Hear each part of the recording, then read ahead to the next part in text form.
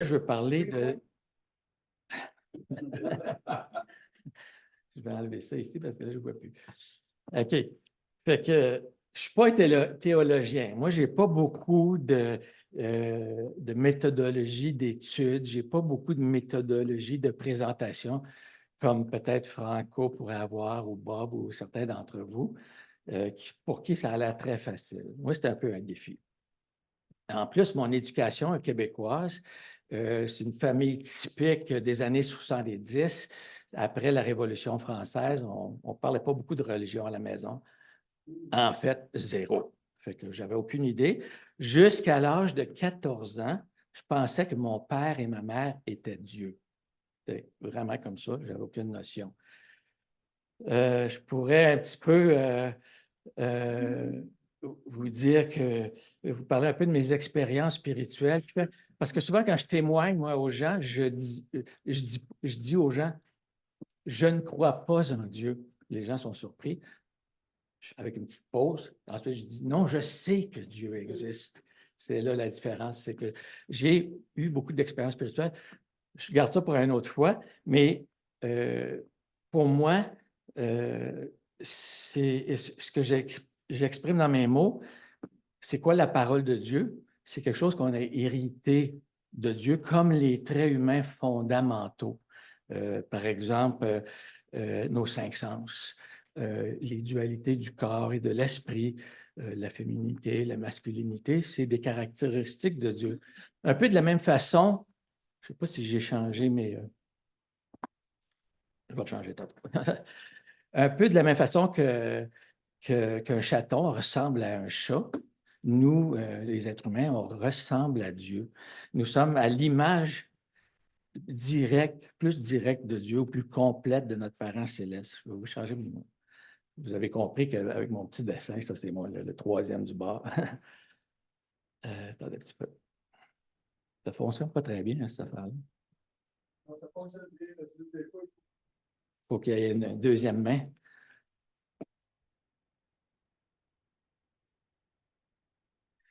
OK, alors, je t'ai rendu ici. Désolé. La technologie. Oui, ça, c'était pour dire que la relation entre la création. Ce que je voulais dire, c'est aussi qu'on est beaucoup vraiment comme Dieu, nous autres aussi. Fait que moi, je me considère comme un enfant de Dieu. Il n'y a pas de doute dans ma tête. Je suis un enfant de Dieu. On a souvent entendu parler que Dieu a créé par le biais de la parole. Et puis, on peut lire dans l'Évangile de Jean, chapitre 1, verset 1, c'est écrit « Au commencement était la parole, et la parole était avec Dieu, et la parole était Dieu. » Ce que moi, j'ai compris de ça, c'est que finalement, Dieu est invisible. Alors, si Dieu parlait à quelqu'un, ben Dieu, c'est la parole, parce que c'est juste ce qu'on percevait de Dieu, sa parole.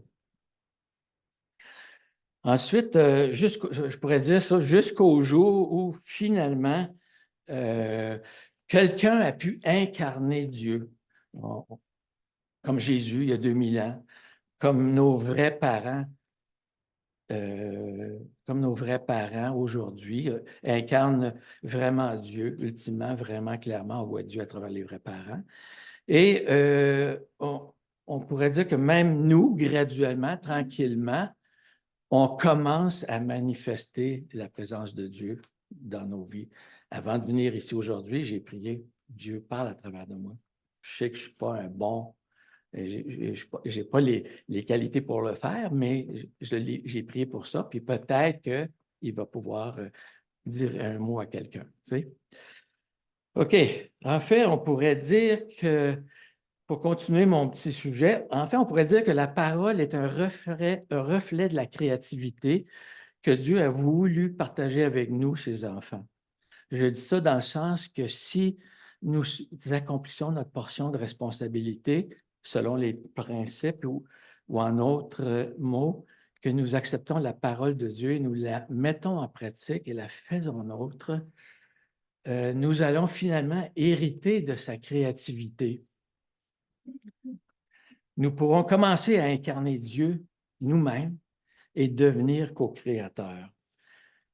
Ce que je voudrais dire avec ça aussi, en fait, via nos pensées, nos pensées et nos paroles, ça se ressemble beaucoup. Notre imagination, nos activités, nous créons déjà.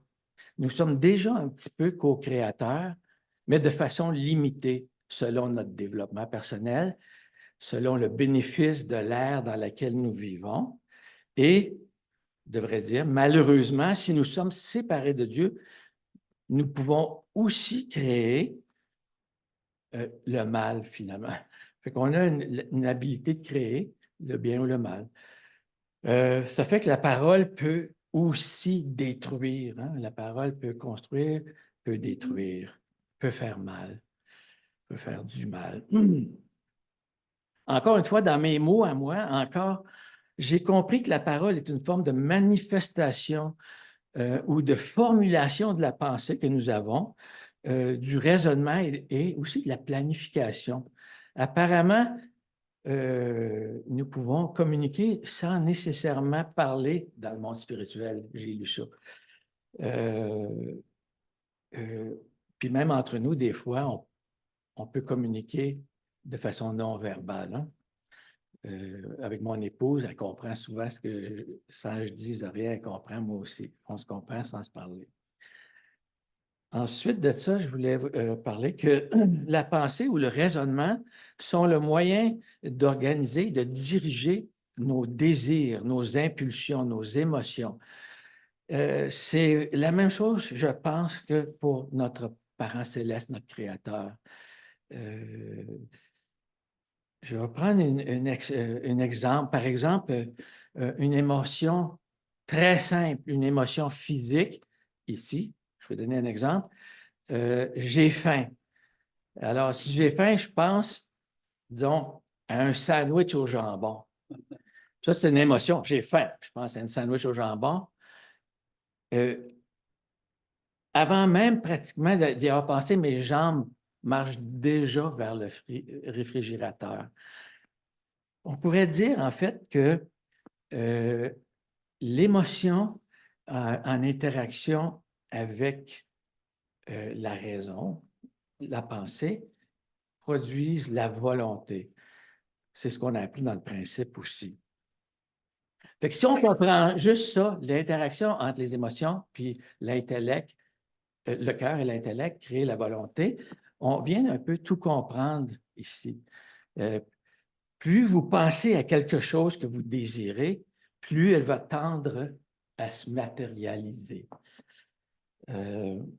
Alors, Dieu, notre parent céleste, infini dans son désir et son impulsion la plus profonde, la plus absolue d'aimer et d'être aimé, a trouvé le moyen, par la parole, par la raison, d'élaborer un plan gigantesque, finalement, pour nous donner naissance et de créer un environnement pour nous. Et cela se fit par l'interaction et l'unité de son cœur, son amour et son intelligence absolue, qu'on pourrait dire à sa parole, avec l'énergie première universelle. C'est les principes. Je sais que c'est un peu avancé comme pensée. En fait, ce que les scientifiques appellent le Big Bang, ça pourrait être un peu insultant pour Dieu, en réalité, si ce n'était de sa bienveillance. Dieu est tellement aimant. Mais par contre, ça a dû être le moment le plus extraordinaire et sacré pour notre parent céleste, de par tout l'amour qu'il avait investi, tous les efforts, tous les sacrifices, tout le temps que la création impliquait. En fait, la naissance de l'univers, ça ne devrait pas s'appeler le Big Bang. On devrait trouver une autre expression pour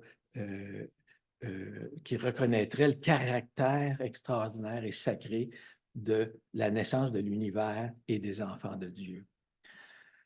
Finalement, c'était un peu comme si on appelait la naissance d'un enfant longuement attendu, c'est comme si on appelait ça le Big Splutch. Ça n'a pas rapport. Hein? On n'appellera pas ça comme ça. parce que c'est trop un moment précieux. Alors, je vais continuer. Dans un autre ordre d'idées, moi, j'aime à imaginer que notre Parent céleste a tout créé, tout ce qui nous entoure, et il a sûrement un peu imaginé à quoi ressemblerait le monde du futur et les choses que nous allions créer et découvrir. En fait, il nous laisse un petit peu de créativité dans ça. Ce que je vous aimerais expliquer, c'est que finalement, les murs, les planchers, les meubles, c'est toutes des idées que Dieu a eues à un moment donné. Et puis, la meilleure idée que Dieu ait eue, finalement, son ultime idée, c'est nous, c'est vous. On est toutes la meilleure idée que Dieu a eue en tant que ses enfants. Fait que finalement, qu'est-ce que ça veut dire? C'est que nous vivons littéralement au milieu de toutes ces idées, toutes les idées de Dieu. Quand vous regardez quelque chose, c'est une idée de Dieu. Et nous sommes l'idée la plus ultime. Dieu nous a donné la liberté de se promener entre toutes ces idées-là. Ça fait que finalement, on peut voir que toute chose, c'est Dieu. Nous sommes des éléments de Dieu. Tout ce qui nous entoure, c'est des éléments de Dieu. On vit dans la tête de Dieu, on vit dans le cœur de Dieu, on vit dans le corps de Dieu. Et l'environnement, ça fait partie de Dieu aussi. Fait que quand on peut voir ça de cette façon-là, ben, on s'aperçoit à quel point on est sacré, toutes nous autres, comment que tout est sacré. Si je touche à quelque chose, oh, je fasse attention, je touche à Dieu. Je marche sur le plancher de la tête à Dieu. Je ne veux pas y faire mal. On est à l'intérieur de Dieu. Puis comme dans la Bible, c'est écrit, Dieu devrait être en nous et nous sommes en Dieu. Quand on peut vraiment le percevoir, le sentir, ben, ça change nos vies. Ensuite, à cause de la chute, nous avons perdu la parole de Dieu et nous avons tout perdu en même temps aussi. Pire encore, nous n'avons pas perdu la capacité de parler et de créer, mais l'humanité a fait beaucoup de mal, à créer un monde très mauvais, très mal organisé, très mal géré, sans parler de l'égoïsme, des guerres, du crime, malgré les progrès positifs résultant de la providence de Dieu. Fait que notre Parent céleste, lui, travaille depuis la chute pour restaurer son idéal originel et la parole de Dieu nous a été finalement révélée par étapes. Au début, il demandait des offrandes et c'était entendu par la parole ou la voix de Dieu, peut-être via les anges. Ensuite, on a reçu les 10 commandements. Aujourd'hui, les 10 commandements, c'est un peu comme une vérité de la palisse. C'est évident. Nous, on est dans une autre époque. Dans ce temps-là, c'était une révolution, les 10 commandements. Aujourd'hui, c'est une vérité de la palisse. C'est évident qu'on ne tuera pas notre prochain et qu'on ne le volera pas. Par contre, on vit, toutes les ères vivent en même temps. On côtoie l'homme des cavernes, on côtoie les différentes cultures, on côtoie les chrétiens, on est des couples bénis, la plupart d'entre nous, ça fait qu'on appartient à une nouvelle génération. Fait que c'était un peu ce que je voulais dire. Par contre, j'avais quelques sujets par rapport à la langue, par rapport au langage. Fait que vous avez déjà entendu parler que dans les principes, on parle qu'il y a un côté interne et externe surtout. Le langage aussi a un côté interne et externe, l'implicite et l'explicite. Souvent, les gens écoutent juste ce que vous dites, mot pour mot, et n'essaient pas de comprendre ce que vous essayez de dire. On essaie de dire des choses, puis on dit des choses, dépendant de notre langage, de notre éducation, et puis ça peut porter à confusion. Mais l'important, c'est d'écouter ce que les gens essaient de dire plus que ce qu'ils disent en réalité. Ensuite, les paroles, les passés peuvent vous entraîner vers le passé ou vers le futur. Hein. Si on pense trop au passé, on peut avoir des regrets, on vit dans le regret. Si on pense trop dans le futur, le futur est anxiogène. Ça peut vous causer de l'anxiété, surtout quand on regarde le monde autour de nous.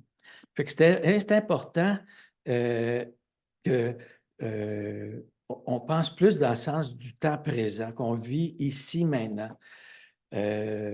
En fait, la seule réalité qui existe, c'est vraiment le moment présent. Le futur n'existe pas encore, le passé, il est passé. Fait que c'était plus important de vivre ici dans le moment présent. Puis en fait, c'est ça l'unité entre le corps et l'esprit. De vivre dans le moment présent, bien, on est tous ici. Aujourd'hui, avec le multitâche, hein, on est éparpillés, les gens sont au volant puis ils font du texte. C'est vraiment pas une bonne idée, je pense. Mais aussi, pour vraiment expérimenter Dieu, pour avoir l'unité entre notre corps et notre esprit, il faut vivre dans le moment présent. Alors, c'est un peu à quoi je pensais. J'ai de la misère un petit peu à l'exprimer, je m'en excuse. Ensuite, il y avait la question de les pensées positives et négatives. Je veux vous suggérer quelques livres que moi j'ai lus quand j'étais jeune dans le mouvement. La puissance de la pensée positive de Normand Vincent Peale. Un livre extraordinaire. J'étais très jeune dans le mouvement quand j'ai commencé à lire ça. Ça m'a vraiment aidé dans ma vie de foi. C'est simple à lire, mais c'est vraiment un bon livre. Une autre affaire, pensez qu'une image vaut 1000 mots. Une image vaut 1000 mots. Bien, il y a sûrement 1000 mots dans un livre. Ça fait que c'est une image. Ma vie au paradis, c'est un livre que j'ai lu au début de ma vie spirituelle dans le mouvement. Et puis, ça, c'est un livre qui est très léger, qui est très facile à lire. Ma vie au paradis, ça donne une image du paradis, pas du royaume de Dieu, du paradis, quelque part dans le monde spirituel à un niveau moyen. C'est un gars qui s'appelait Anthony Borgia qui a écrit ce livre-là. Puis lui, il y a un ami qui était Monseigneur, qui est décédé, qui avait écrit des livres spirituels. Puis quand il est rendu de l'autre côté dans le monde spirituel, il a vu que c'était totalement faux ce qu'il avait écrit. Fait qu'il il est venu rejoindre un de ses amis et puis il a expliqué comment c'était dans le monde spirituel. Vous avez la chance de lire ce livre-là, Ma vie au paradis. Moi, je l'ai lu peut-être 3, 4 fois. À chaque fois, j'avais besoin d'un petit peu de rassurance par rapport au monde. Ça rassure sur le monde spirituel, ça rassure et puis ça réconforte. Un très bon livre. Un autre livre que j'ai lu qui était une bonne idée, peut-être mal écrit, mais une bonne idée, c'est Le Secret. Pourquoi? Parce qu'on parle ici de la pensée positive, les paroles affirmatives, la visualisation. Comment c'est important de s'imaginer quelque chose de positif, soit par la gratitude ou de voir les choses du bon côté. Et puis de choisir aussi le bonheur et la joie. C'est des choses qu'on peut choisir. On peut marcher tristement, on peut s'efforcer d'être heureux. Souvent dans le mouvement, moi j'ai fait, au début, j'ai fait 10 ans à peu près de ramassage de fonds. Et puis, pour garder mon unité entre mon corps et mon esprit, je courais d'une maison à l'autre. Fait que j'ai couru pendant 10 ans. Puis ça m'aidait beaucoup pour rester focus. En restant focus, les gens réagissaient bien parce que Dieu pouvait être présent plus à travers de moi. Souvent, quand j'étais le capitaine d'équipe, je disais, hey, vraiment focus ce que tu fais. Vas-y vite, vas-y pas trop tranquillement parce que là, tu es ailleurs. Puis j'avais un chef d'équipe, ma première année dans le mouvement, qui s'appelait Jörg Haller, peut-être quelqu'un d'entre vous le connaissez. Lui, il avait une solution pour tous les problèmes. Il disait en anglais, just love the people. Il me disait toujours ça. Fais juste aimer les gens. Au début, je cognais à une porte nerveusement, inquiet de la réponse que je recevrais. Tu sais, c'était pas encourageant. Il est venu avec moi, je lui demande comment ça marche pas, j'ai pas de résultat. Il dit, pense pas au résultat, fais juste aimer les gens. Puis là, il est venu avec moi, puis il m'a montré. Fait que lui, au lieu de cogner à la porte nerveusement, puis anxieusement, il était là. tu sais, joyeusement, il cognait. Puis là, les personnes arrivaient à la porte. Hey, salut, comment ça va? Tu sais, il était joyeux, puis il se foutait des résultats. Fait que j'ai mis ça en pratique au début tout de suite, puis ça a tout changé ma vie. Je me rappelle même une fois, il y avait un homme qui était catholique. J'avais discuté avec lui 15-20 minutes de notre foi. Il savait qui on était. Non, non, je ne vais pas donner. Puis je sentais qu'il fallait que je partage avec lui un peu pour remettre l'horloge à l'heure, les pendules à l'heure. Fait que je raconte tout ça. Puis là, c'est pas grave, monsieur, la prochaine fois. Puis là, je m'en vais. Puis moi, je cours toujours d'une porte à l'autre. Une maison, deux maisons. Je le vois-tu pas en arrière de moi courir? Il courait, il s'en venait là-bas. J'avais quasiment peur. Peut-être qu'il voulait. Parce que ça a déjà arrivé de me faire donner des coups de poing dans la face, des coups de pied, des affaires de main dans ces 10 années-là. Alors, à ce moment-là, il me rejoint, puis il dit hey, j'ai repassé à mon affaire, je voulais te donner un petit quelque chose. Fait que moi, je prends l'argent. Je ne pense pas à l'argent trop. Merci beaucoup. Je mets ça dans mes poches, puis je continue à courir. Évidemment qu'après ça, quand il était reparti, je suis allé voir qu'est-ce qu'il m'avait donné. Il m'avait donné un 100 pièces. Puis ça, c'était dans les années 70, là. 100 pièces dans ce temps-là, ça valait quoi? Ça valait quoi? Je ne sais pas, 200, 250? C'est juste un exemple, OK? Fait que de savoir, de comprendre que l'amour, ce n'est pas une réponse ou une réaction aux stimuli de l'environnement. L'amour, c'est une faculté. On peut avoir des bons muscles si on les travaille, on peut avoir une bonne tête si on le travaille, si on fait des efforts pour apprendre. On peut avoir un bon cœur si on fait des efforts pour aimer, pratique des efforts conscients pour aimer. Maintenant, moi, quand je vais n'importe où à l'épicerie, bonjour madame à la caisse, comment ça va? Puis, tu sais, les gens sont souvent surpris, puis après ça, ils t'aiment. Tu sais, ça revient. Fait que de toujours choisir d'aimer les gens, de toujours choisir d'être joyeux ou heureux, même si ce n'est pas pour toi, même si c'est juste pour les autres. C'est un choix qu'on peut faire et puis ça va vous faire beaucoup avancer dans la vie, selon mon expérience. Hop, ça ne bouge plus. Un petit peu. Bouge. Ah, OK. Qu'est-ce que je voulais dire aussi? Il y a plein de choses qu'on peut dire sur le langage. Hein? Il y a la programmation neuro-linguistique. Sans s'en rendre compte, on a été programmé à penser d'une certaine façon. Quand vous étiez jeune, vous entendiez 10 non pour chaque oui. C'est pas surprenant qu'on peut être négatif, qu'on peut avoir peu de foi. Il y avait d'autres choses que je voulais partager avec vous autres aussi au sujet de la langue. C'est difficile pour les bilingues. Quand tu es bilingue, tu ne parles pas une langue proprement. C'est mon expérience. Quand tu es multilingue, je pense à mon épouse qui en parle 4, quand tu as des émotions, hein, nous autres, les êtres humains, on est des manufactures d'émotions. Vous savez, j'ai lu récemment qu'on a 8000 pensées par jour, plus ou moins consciemment, 8000. Mais combien d'émotions qu'on a par jour? Je marche sur une roche, ça fait mal. Oui, on va d'une émotion à l'autre continuellement. Alors, l'important, c'est comme une manufacture d'émotions. Ce que ça veut dire, c'est que aussi, dans les fabriques des manufactures, ça prend un département d'emballage puis un département d'expédition. Si notre langage n'est pas complet, parce qu'on est un immigrant hein, dans une culture autre que la nôtre, parce qu'on a 3-4 langages, puis c'est tout mêlé dans notre tête, ben, les émotions s'accumulent dans le département d'expédition, puis à un moment donné, qu'est-ce qui arrive? Les portes sautent, puis toutes les émotions sortent en même temps, tout croche mal emballé. Vous comprenez, d'après l'image, ce que je dis, ce que ça veut dire? Combien important c'est pour nous d'avoir un bon vocabulaire, d'avoir des bonnes expressions, de lire beaucoup, des choses comme ça, pour nous aider à nous exprimer. Parce que, étant des manufactures d'émotions, il faut que ça sorte. Il faut que ces émotions-là sortent. Puis, pour pouvoir sortir, il faut vraiment les emballer comme il faut. Parce que sinon, on va faire de la peine aux gens, des choses comme ça. Il y avait plein de choses que je voulais dire. J'en saute un petit peu. Il y a un livre que j'ai lu, on parle des langages, hein? Il y a toutes sortes de langages. Bien, vous avez peut-être lu ce livre-là, Les 5 langages de l'amour. Hein. Ce n'est pas la vérité absolue, c'est juste quand même un bon exemple des différentes sortes de langages. Il y a la musique, c'est une sorte de langage. Les sciences, les mathématiques, c'est tous des langages. Et puis, on est capable d'exprimer plein de choses à travers de ça.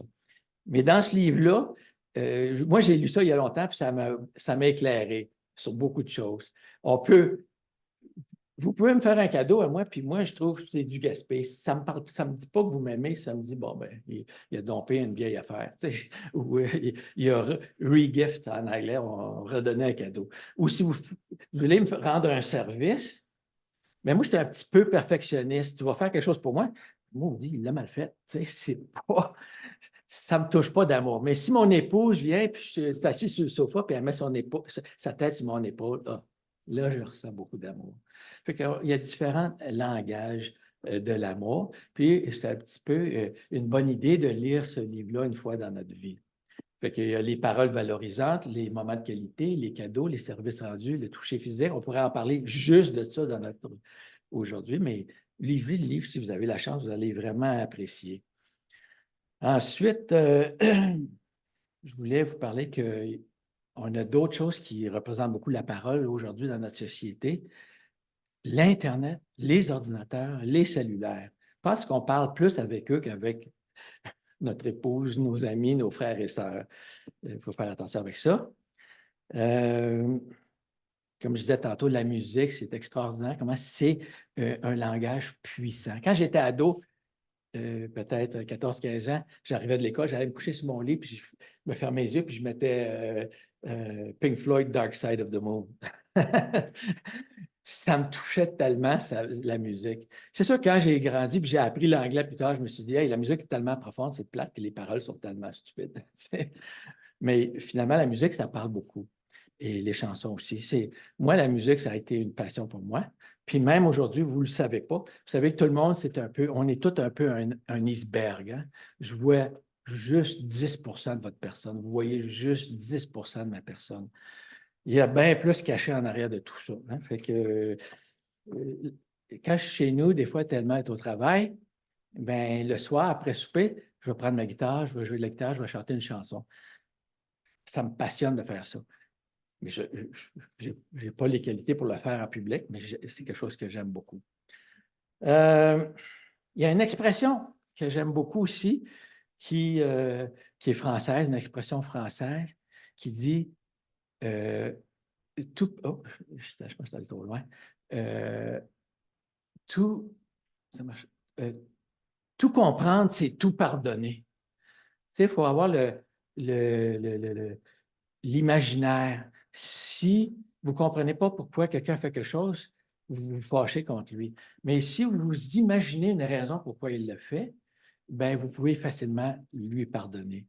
Quelqu'un qui va te donner un coup de pied ou quelque chose, hey, tu vas être fâché, fâché. Mais peut-être que lui, il a reçu 1000 coups de pied avant de t'en donner un. Lui, c'est quelqu'un qui s'est fait battre ou qui a été mal élevé, mal éduqué, quelqu'un qui n'a jamais reçu d'amour. En comprenant ça, on peut aimer tout le monde, pardonner tout le monde. C'est quelque chose c'est une phrase qui me revient souvent dans la vie.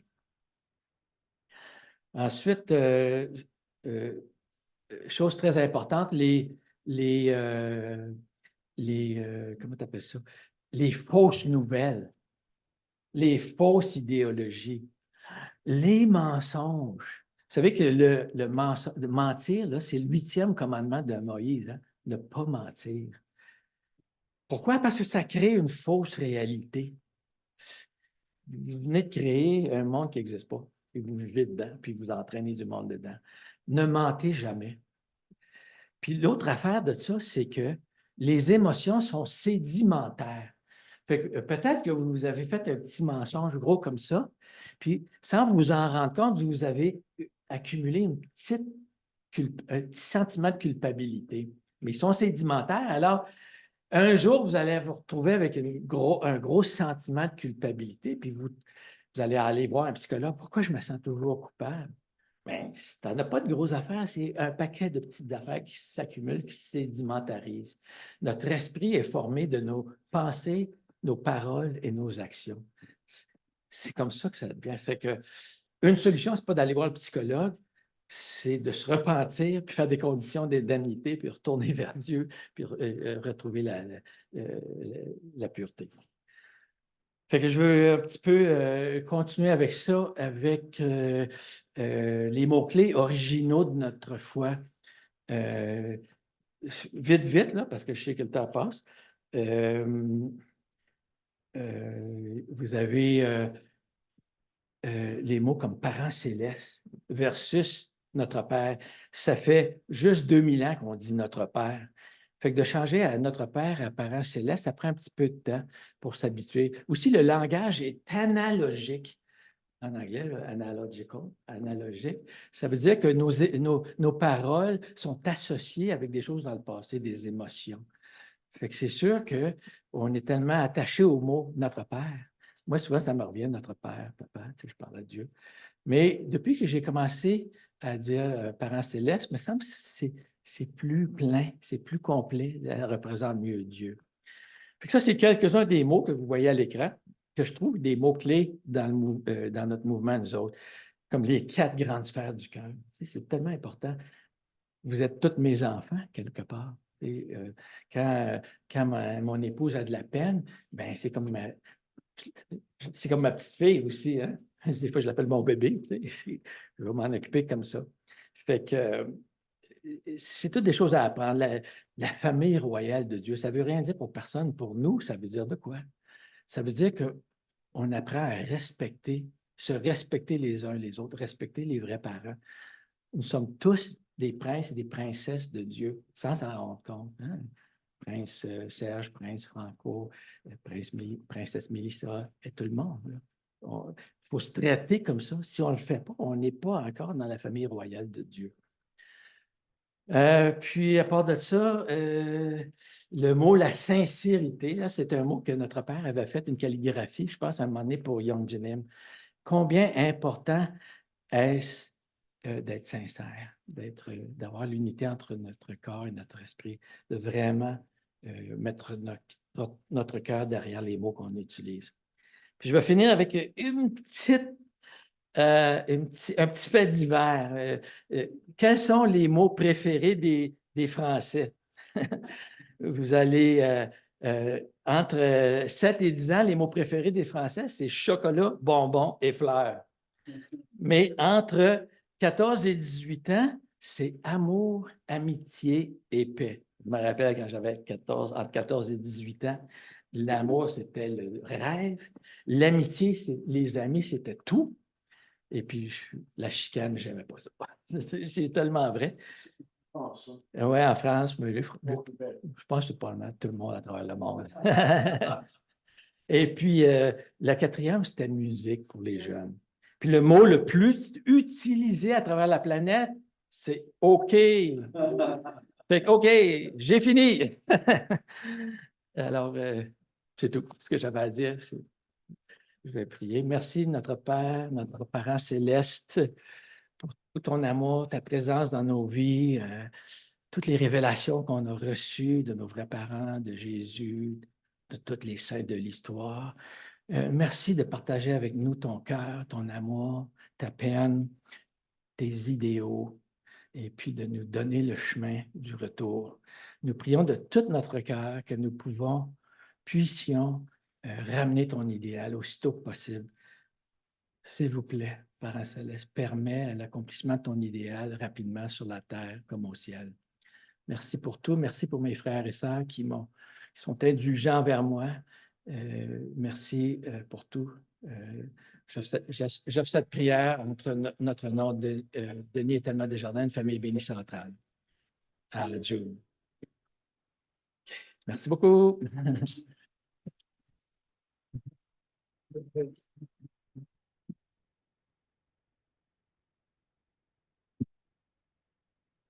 Merci, Denis, pour ton message aujourd'hui, basé sur la parole de Dieu, le langage humain. Moi, ce que je retiens, c'est que l'important, c'est d'aimer les autres. Et puis, en tout cas, on perçoit que tu as beaucoup de choses à partager. Alors, il va falloir te réinviter à nouveau. Alors, maintenant, nous avons une autre chanson choisie par Denis. Écoutons-la ensemble.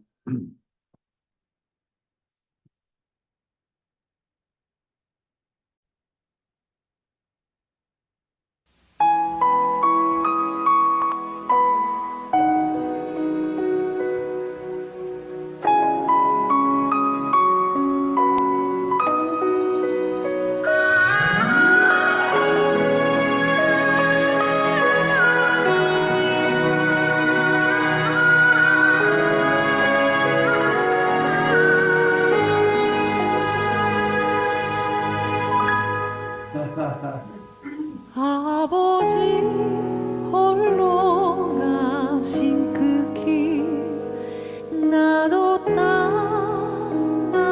따라가오 모든 물과 피를 흘리신 그 길을 나도 가오 험한 산도 나는 괜찮소 바다 끝이라도 나는 괜찮소 죽어가는 저들을 위해 나를 버리길 바라오 아버지 나를 보내주오 나는 달려가겠소 목숨도 아끼지 않겠소 나를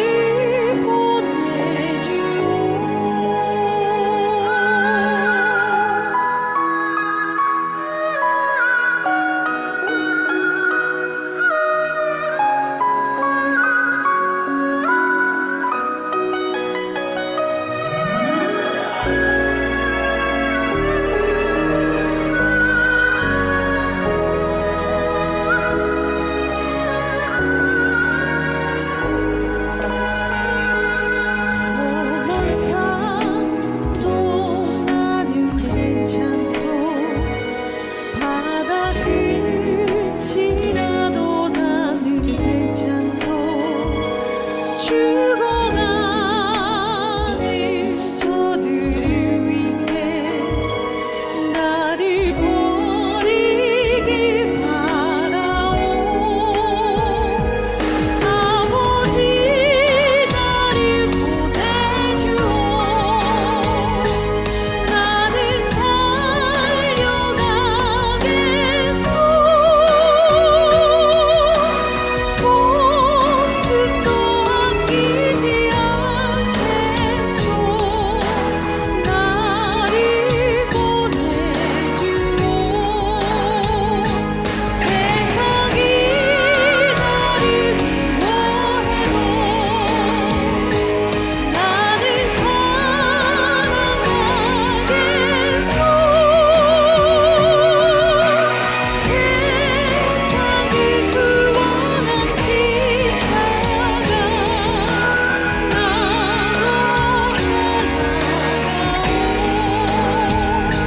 생명을 버리면서까지 나를 사랑한 당신 이 작은 나를 받아주오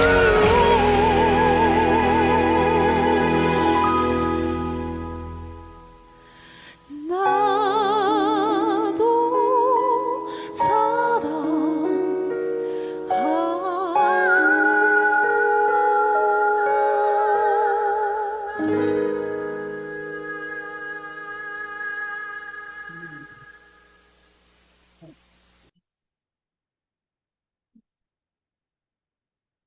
Merci, Denis, pour ce choix de musique.